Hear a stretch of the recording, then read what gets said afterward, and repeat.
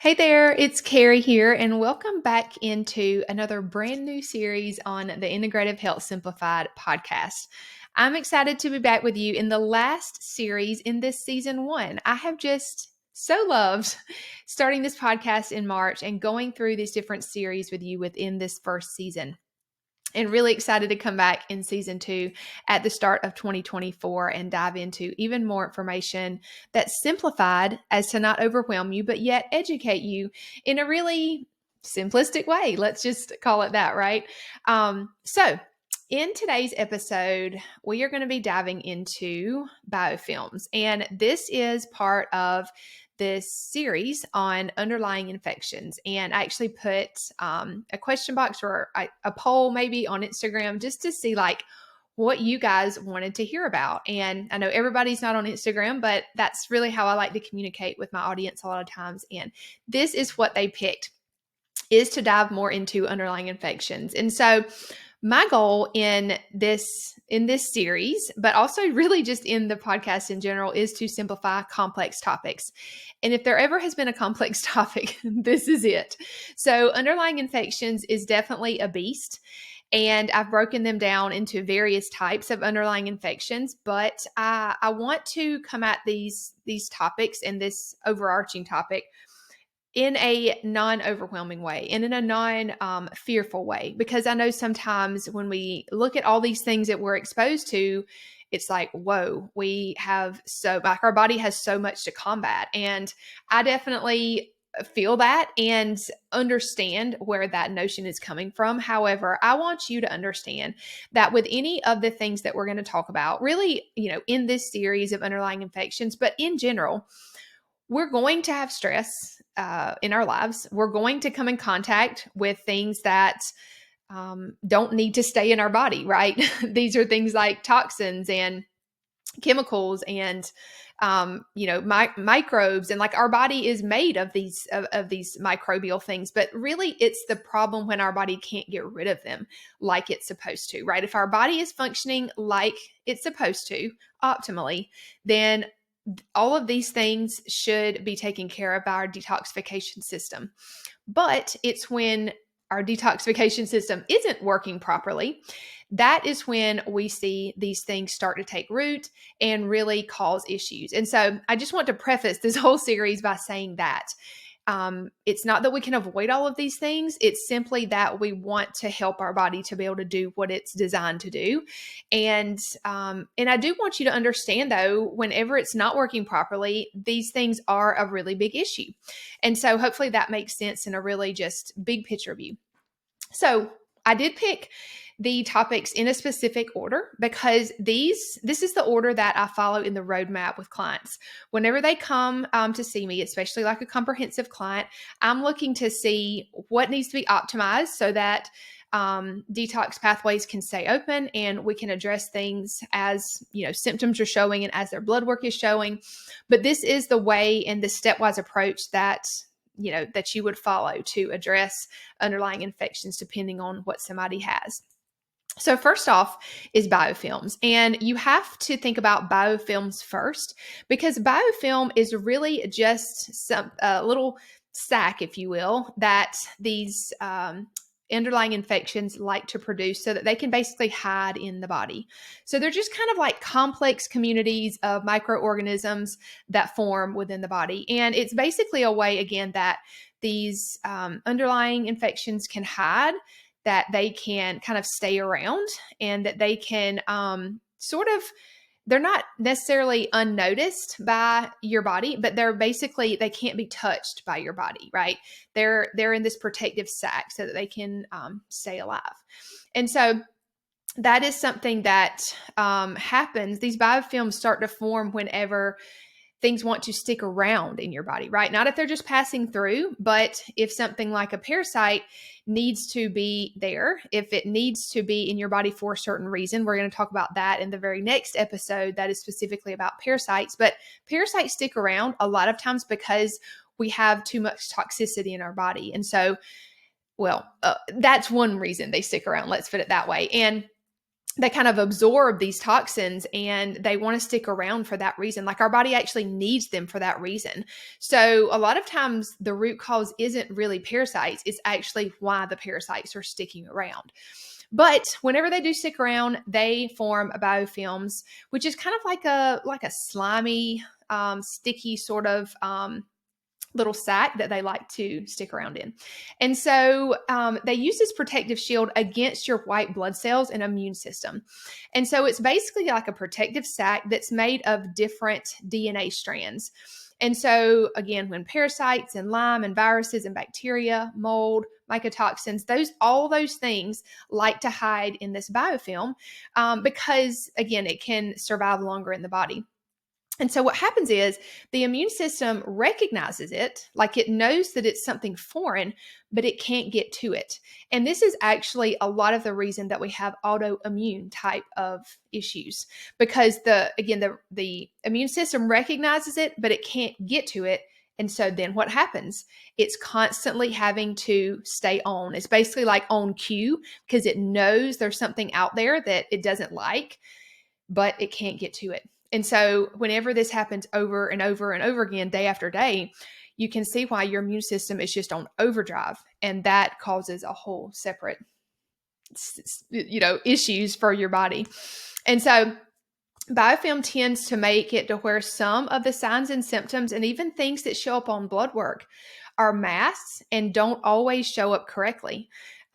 Because again, your body's going to prioritize what it can deal with at the moment. And so if it can't deal with it, it's definitely not going to prioritize something like an underlying infection. If there's so much stress going on from other ways and from other various things that are going on, it's going to have to put these things in a priority. And so a lot of times, underlying infections kind of get on the back burner because so much energy is taken up with just day-to-day activities. And so that's another reason why these things can go on and stay in your system for years and years and years. And so biofilm busting is a huge part of addressing parasites and other underlying infections, because if it's not done, the immune system senses all of these things that are in biofilm 24/7, but can't get to them. And that's why you see a lot of the symptoms that are associated with parasites wear down the immune system, because it's something that your body is constantly having to fight against. And so that's why they have to be addressed first and in this certain order that I'm going to talk about them in, because biofilms hold on to all those things. And then next it's parasites. Well, parasites hold their way in so many different things. And so if you don't address these things in order and you just try to go after something like mold or Lyme or something like that right away, it's not going to go well, because you have to address them in this stepwise order to make sure that you're actually getting rid of the issue in the right way, so that again, you're not just going in circles. Basically, that tends to be what happens if people do things out of order. And so that's a little bit about biofilm in a really, really simplistic manner. There's lots more that we could talk about, but I kind of want to just switch the conversation as I close to what can we do about this? Because again, I'm going to share these things in each episode. Of course, there'll be kind of an ending. Well, what can we do about this? Because I don't want to just leave you hanging. And there's so much more I could go into depth on these with. And just a little bit of a spoiler alert for you podcast listeners. I have a really big project that I'm working on that I will tell you more about probably in December-ish. But it's going to be excellent if you like what you hear and see and watch wherever you're consuming this information. If you like the podcast, it is going to be like amazing. I'm so excited about it. It's going to be a way that you can go a little bit deeper, but yet still in a really digestible way. So super excited about that. And I'll be sharing more about that in the coming weeks and months. So anyway, I want to leave you as we close with like, what can you do? Because sometimes it does seem really overwhelming. Like, okay, well, maybe I have, specifically we're talking about biofilm, maybe I have all this biofilm, like what can I do? So I want to start out with like foundational things and then just share a tiny bit about like how biofilms are broken down. So first of all, how you correct like basically almost all of the underlying infections, you have to have foundational things in place. These are things like clean, nutrient dense food, clean water, really good sleep, clean air. Sometimes that's a really big issue for people. You want to make sure that your drainage pathways are open. These are things like your lymph draining properly, and your gallbladder, and your liver working, and your pooping, and all of those types of things. That's how you get things out of your body. You might need to target parasites, and we'll talk a little bit more about that specifically in the next episode.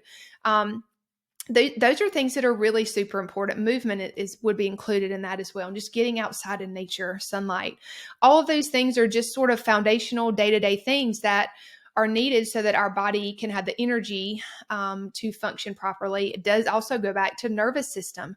If you're constantly in that stress, fight or flight state, your body's not going to prioritize healing. And so just to try to get out of that as much as possible is going to be super, super key. And so those are just kind of the foundational things that I wanted to mention. I am going to share several resources for you in the show notes or in the description of this video, depending on where you're taking in this information. I'm going to share some information just to help you kind of keep learning on this topic, things that I've made that will help you to kind of just kind of continue on this journey of yours. So make sure you look in the description or the show notes. So that's kind of, those things need to be in place for sure.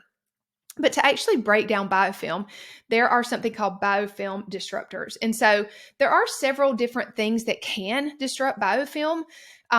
Essential oils can disrupt biofilm. There have been several studies on tea tree. Tea tree is a really good biofilm disruptor. There's also been studies on thyme. Thyme is a little bit stronger, so I would definitely start out with maybe tea tree and using that topically. And then thyme, you could use that one internally or topically as well. It's a really strong one, so just make sure you're working with somebody on that and that you're using it properly, and make sure you're using the proper quality, of course. But those are two that have been studied in disrupting biofilm. You can also use proteolytic enzymes for disrupting biofilm. One of my favorite ones is CT-zyme from Cellcore. That one can be used as a digestive enzyme if taken with a meal, but if you take it away from food, it can really help with breaking biofilms down. So that one's really great. I'll make sure to put this information, of course, for you. And then there is one linked in my full script. I have several different ones on there, so I'll make sure to put that. It's kind of just a public thing I've put together, a grouping of things that you can take that do dissolve biofilms. And so that's something you can use supplements, of course, to do that. And that's a really targeted way if you know you have this issue, if you know you're dealing with underlying infections because you're starting to see symptoms. And I'll talk more about symptoms on the next podcast. But again, I just kind of wanted to give you a simplified introduction to this underlying infection series, and then also, of course, biofilm specifically. I also want to consider, if you are looking to break up biofilms and kind of start this process, that you would need a binder, most likely, to mop up and help get out some of the things that are being released whenever you break up biofilms, because you have to think like there's a lot of different things encapsulated in those biofilm, and there's such a big range. Like some people just have chronic health issues that this is often at play at, and they have a lot of these biofilm sacs. Some people don't have that many, and so there's not going to be as much being released. But if you are not sure, or if you are trying to kind of do this on your own versus working with a practitioner, which I would really suggest, that will be the best case scenario. But if you are going to try to do this by yourself and kind of go through and use some of these tips, I would highly recommend taking a binder. And that's just something that will mop up what the biofilm releases and help to get it out of your system. And you just have to ensure that you are having 1 to 3 bowel movements a day. That is super, super, super important, because that's how you're going to get them out.